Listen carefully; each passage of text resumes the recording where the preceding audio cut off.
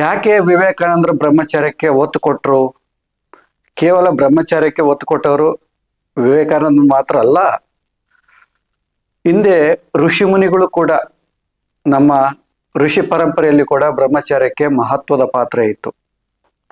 ಯಾಕೆಂದ್ರೆ ಒಂದು ಸದೃಢವಾದ ಭಾರತ ನಿರ್ಮಾಣ ಆಗ್ಬೇಕಂದ್ರೆ ಸದೃಢವಾದ ಕುಟುಂಬದ ವ್ಯವಸ್ಥೆ ಇರಬೇಕು, ಸದೃಢವಾದ ಒಂದು ಸಮಾಜ ಇರಬೇಕು. ಆಗಲೇ ಒಂದು ದೇಶ ಸದೃಢವಾಗಿರುತ್ತೆ.